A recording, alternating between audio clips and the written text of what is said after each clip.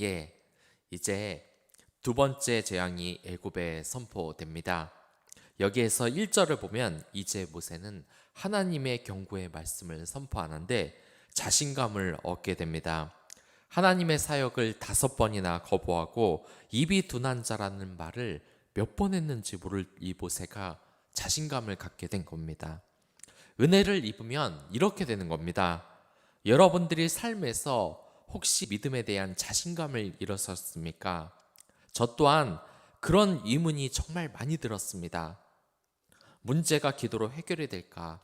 어느새 저는 교회를 다니는 것이 문제를 해결받는 것이 아니라 그냥 마음의 위로받는 정도를 원하는 것을 알게 되었습니다. 그러나 여러분들이 분명히 알아야 할 것은 이 믿음이 생긴다면 담대함이 생긴다는 겁니다. 제가 회사에서 믿음을 가지고 난 후 이런 경우가 있었습니다. 이 식사 기도를 하는데 정말 죽겠는 겁니다. 너무 창피하고 사람이 보는 데서 못하겠는 거예요. 평소 잘 웃고 이야기하다가 갑자기 경건하게 기도를 하는 것이 좀 창피하더라고요. 그런데 여러분들이 정말 구원을 받기 위해서는 이러한 것을 깨닫고 이겨나가야만 하는 것입니다. 이걸 깨닫지 못하면 어떤 일이 벌어지느냐? 저희 교회 아이들이 두 종류가 있는 것을 항상 봅니다. 이것은 아이들의 믿음에 따라서 주일학교가 판가름이 나는 것인데, 먼저 어떤 교회에서는 여름 성경학교 때 기도를 하면 아이들이 두 가지 부류로 나눠져요. 정말 진실되게 기도하는 아이들이 있고 떠드는 아이들이 있습니다. 그런데 기도를 정말 성령님께 의지하면서 하면 옆에 철없는 아이들이 그거 가지고 놀립니다. 기도 시간인데 기도할 생각은 안 하고 자신이 지금 잘못하고 있다는 생각도 못하고 있어요. 오히려 기도하는 애들을 놀려요. 이건 어른들의 책임입니다. 교육자인 저도 문제이고 부모님도 이 책임에서 벗어날 수 없습니다. 예, 교육자인 저는 이렇게 통성 기도를 하는 시간에 장난치며 진짜 기도하는 친구를 보고 이렇게 놀리는 것이 얼마나 악한 장면입니까? 물론 몰라서 그런다고 하지만 정말 이 아이가 신앙 안에서 바르게 키워졌다면 이러지는 않을 겁니다. 평소 기독교적 가치관이 없기 때문에 이러한 반응이 나오는 것입니다. 본문의 모세도 그렇습니다. 그의 인생에서 실패하고 40년이나 하나님과 동떨어진 삶을 살았습니다. 그가 하나님과 대면하고도 자기 사명을 5번이나 거부하고 입이 둔한 자라고 말한 이유는 그가 하나님의 가치관을 잊은 지 오래라는 뜻입니다. 그리고 주일학교에서 두 번째 부류의 아이들이 있는 또 교회가 있습니다. 이곳에서 아이들은 성경학교 때 통성으로 기도하면 정말 기도해야 되는 그런 분위기가 이루어집니다. 진심으로 기도하고 눈물이 나는 아이들이 있습니다. 그런데 이런 교회에서도 기도를 똑같이 못하는 아이들은 있어요. 대부분 초신자 아이들이 그런데 이 아이들은 절대 장난을 칠 생각을 못합니다.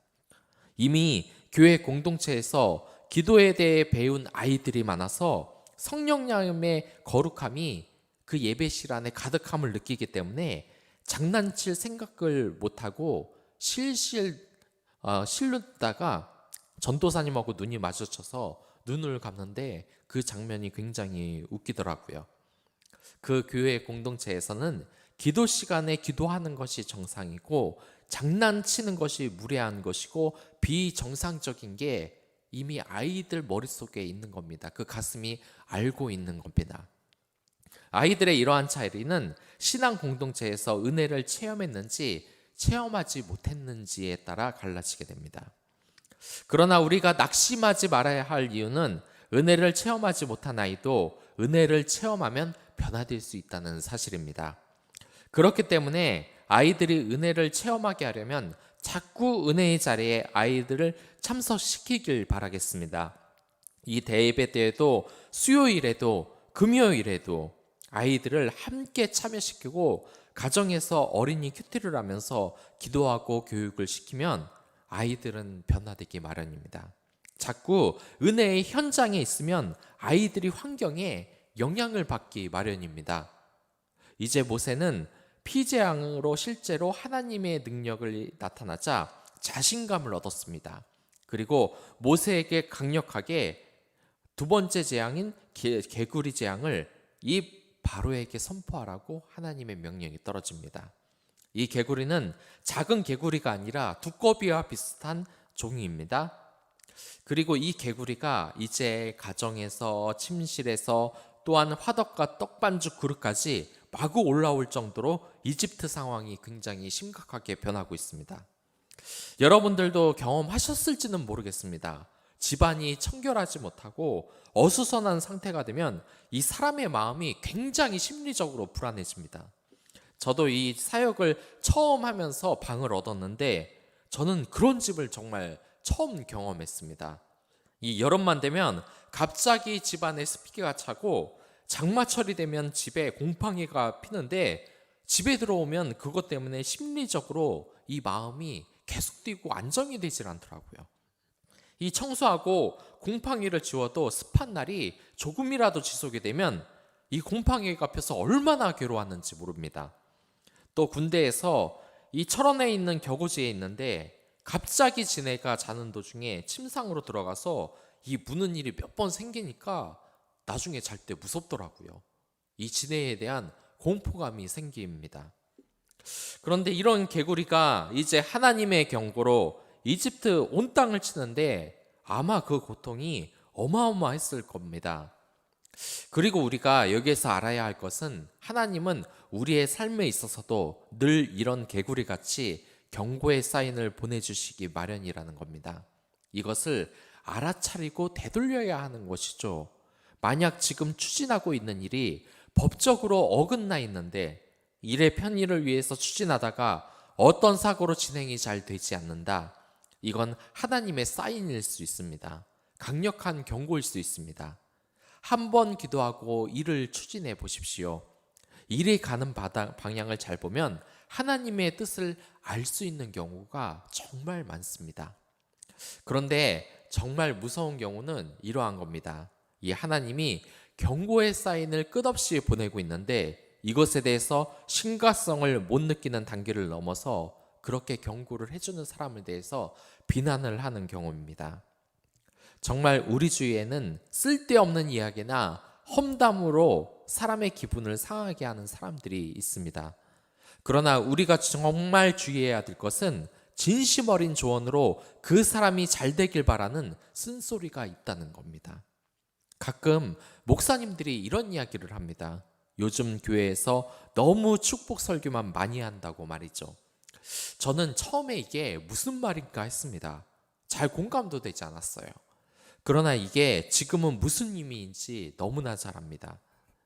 이 목회자들은 성도들에게 하나님의 말씀을 정확히 차별 없이 전해야 하는 의무가 있습니다.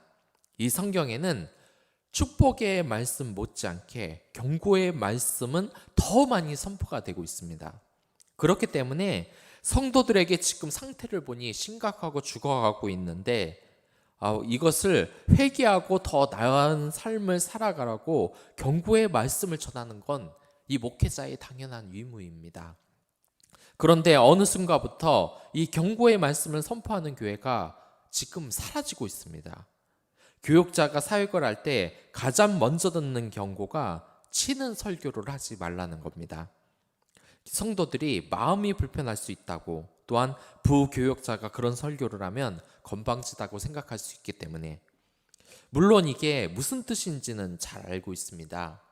일부 소수의 목회자들 중에는 지나치게 비판을 많이 해서 유명한 사이트 들어가 보면 다 있어요. 유명한 목사님 사진 이렇게 갖다 쓰면서 사단의 세력이라고 비방을 하는 그런 잘못된 생각을 가진 목사님들도 일부 있습니다. 또 지나친 비판으로 치우쳐져 이 믿음의 기쁨을 성도들에게 전혀 전하지 못하는 목사님들도 있습니다. 하지만 우리가 분명히 알아야 할 것은 하나님의 축복과 영생이 우리의 목표라고 하더라도 이 경고의 말씀을 받아들여야만 우리가 구원에 한 발짝 가까이 다가설 수 있다는 겁니다. 이 예레미야가 경고의 말씀을 선포했을 때 그를 죽이려 한 유대인들의 마지막이 어떠한지를 우리는 꼭 기억을 해야만 되는 것입니다. 아무튼 이 개구리는 이제 모든 곳으로 다 퍼져 있습니다. 하나님께서는 왜 두 번째 재앙을 개구리로 보내셨는지 우리가 생각을 해봐야 됩니다. 하나님께서는 의미 없는 행동을 하시질 않아요. 이 성경이 파면 팔수록 내용이 계속 나오는 것도 이와 같습니다. 그 당시 이 개구리는 풍요와 다산의 상징이었습니다. 이와 관계된 애굽의 신이 있었는데 이름이 헤카라는 개구리 여신입니다. 그런데 그들이 원하는 풍요를 마음껏 줘서 그들이 개구리 때문에 오히려 괴로운 상황이 된 겁니다. 하나님은 종종 이렇게 우리가 믿는 어리석음에 대해서 역사를 나타내시곤 합니다.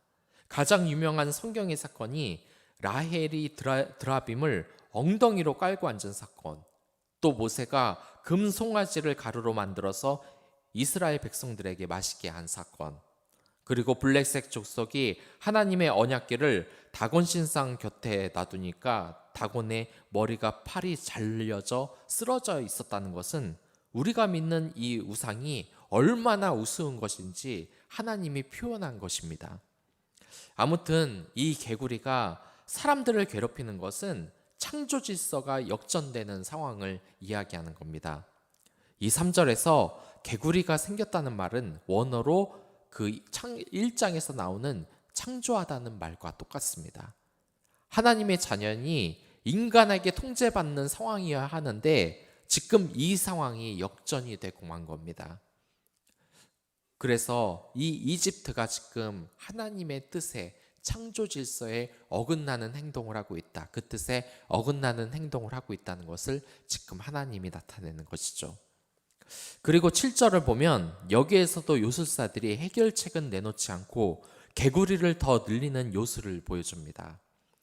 이게 진짜 능력으로 어떻게 했든지 아니면 속임수로 했든지 간에 중요한 것은 그들에게 이 상황을 해결할 만한 능력이 지금 없다는 겁니다. 그러기에 우리는 우리의 상황을 정말 해결해 줄 수 있는 하나님만 의지해야 하고 그 밖의 것은 모두 버려야 합니다. 혹시 여러분들이 가까이 지내는 사람이 어떤 사람인지도 한번 잘 살펴보십시오. 지금 가까이 있는 사람이 능력이 있어 보이는 사람입니까? 그 능력이 정말 나에게 필요한 능력인지 한번 생각을 해보십시오.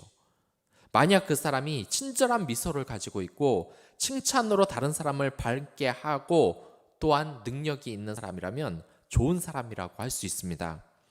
그러나 그 옆에 있는 사람이 늘 소문 내는 것을 좋아하고 남들 험담하기를 좋아하는 소식통이라면 여러분들이 그 사람에게 얻을 수 있는 것은 거의 없습니다. 만약 여러분들 그러한 사람들이 옆에 있으면 특징이 하나 있는데 자신이 소문이 빠르다고 유능하다고 생각을 합니다. 그러나 그 내용을 보면 안 좋은 소문을 퍼다 나르고 사람들에게 화제가 되는 것을 보면 자신이 능력 있는 것처럼 느끼는 그런 사람들입니다. 소식도 굉장히 빠르고 회사나 공동체가 돌아가는 소식을 굉장히 잘 알고 있기 때문에 이 사람 곁에 있어야만 내가 도움을 받고 최신 소식을 받는다는 느낌이 들기도 합니다. 그러나 이러한 능력이 결코 좋은 것이 아닙니다. 전에 어떤 사람이 공동체에서 이야기를 들은 적이 있는데 이 소식통이라고 하는 사람이 공동체에서 나이가 어떻고 하는 소문을 잘못 퍼뜨려서 존댓말을 한 해 안에 싸움을 일으킨 적은 기본이고 이 결혼을 하는 공동체의 사람에 대해 그 사람이 혼전 임신을 해서 일찍 결혼한 것이라는 이상한 소문을 퍼뜨려서 그 사람을 곤란하게 한 적이 있습니다. 그 사람이 사과를 했을까요? 다 둘러대고 자신의 잘못이 없는 것처럼 이야기를 했습니다. 여러분들 잘 생각해 보시면 아실 겁니다. 자기 주변에서 늘 기회가 있으면 빨리빨리 움직이고 소문이 빠른 사람을 한번 자세히 보십시오.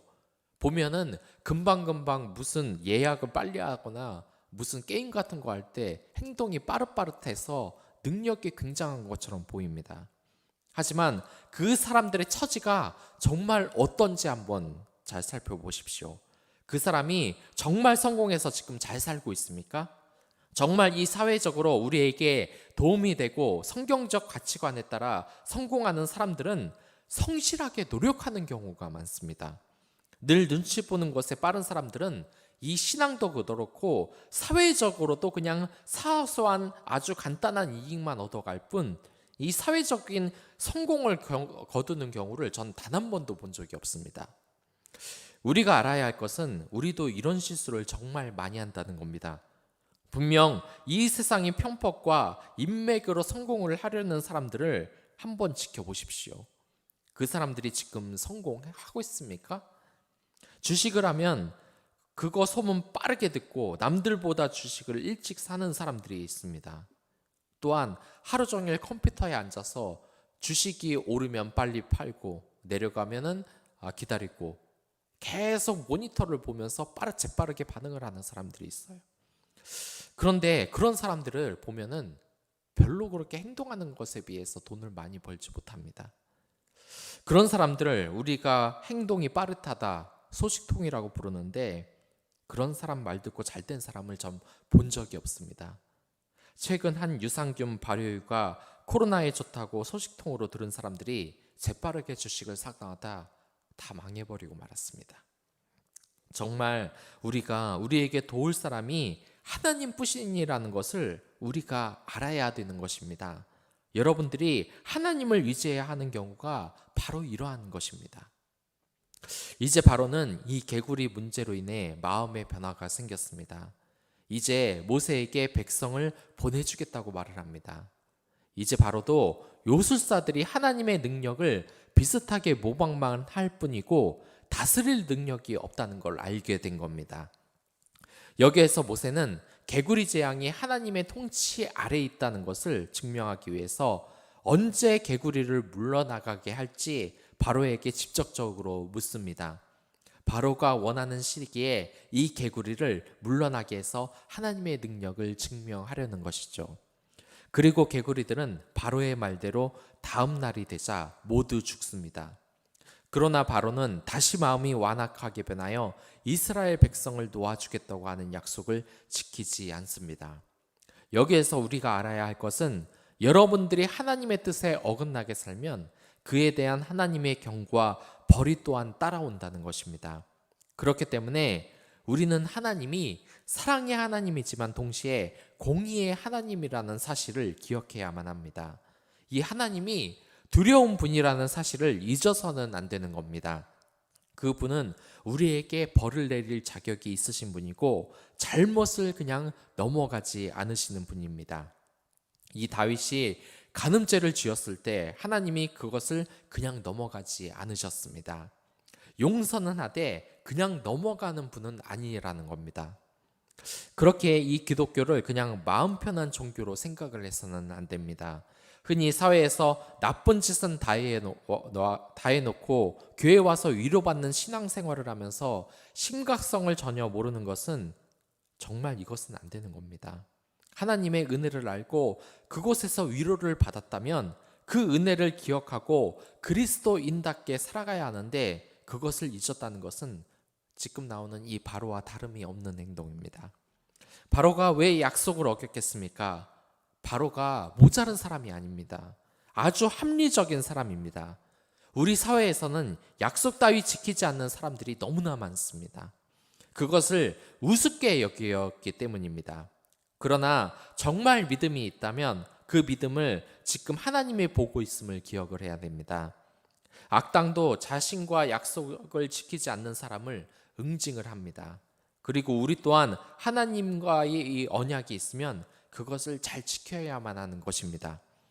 약 6년 동안 베트콩에 잡혀 있었던 한 미군이 있었습니다. 그는 모범적인 포로 생활을 했어요. 수용소장이 협조를 해주면 석방시켜 주겠다고 약속을 했기 때문입니다.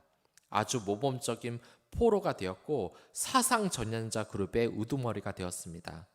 하지만 이 모든 말이 다 거짓임을 나중에 알게 되었고 그는 바보가 되어버렸습니다. 일들을 시켜도 음식도 먹지 않고 달래도 듣지 않았습니다.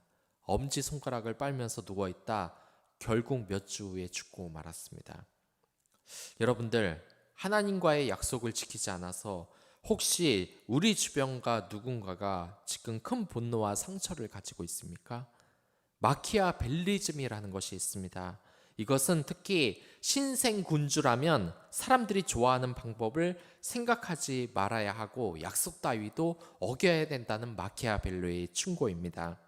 지위를 유지하기 위해서는 어쩔 수 없이 약속을 어겨야 하며 자비심도 베풀지 말아야 하며 종교도 무시해야만 하는 겁니다. 그런 일은 빈번히 발생하고 그것을 어기는 것에 대해서 그 양심의 가책을 가지면 안 되는 것입니다. 그는 그 당시 무자비한 군주 체살의 보르자를 모방하면서 아주 모범적인 군주의 예로 들었습니다. 권력의 속성을 아주 적나라하게 보여주는 이 실용 정치의 기술입니다. 그러나 여러분들, 그 TV에서 정말 약속을 안 지키는 그러한 정치인들, 양심을 안 지키는 정치인들이 말로가 어떻습니까? 이 도덕적인 원한과 비리를 저질러서 말로에 처참한 생활을 하는 권력자들이 정말로 뉴스에 많이 나옵니다. 그들이 왜 그러한 최후를 맞이하겠습니까? 이 하나님의 뜻대로 살지 않기 때문입니다. 만약 여러분들의 삶에 어려움이 있다면 하나님을 의지하고 그 문제를 이겨나가시길 바라겠습니다. 그리고 살면서 떳떳지 못한 일이 있다면 그것을 바로 잡으십시오. 여러분들은 하나님과 약속한 언약의 민족입니다. 그 약속을 지키지 않고 경고의 말씀을 듣지 않는다면 그 대가는 치러야 되는 것입니다. 그러나 우리가 행복해야 할 것은 하나님의 말씀대로 살면 복이 임한다는 겁니다. 그 복을 기억하는 우리 모두가 되길 바라겠습니다. 그럼 다 같이 기도하도록 하겠습니다.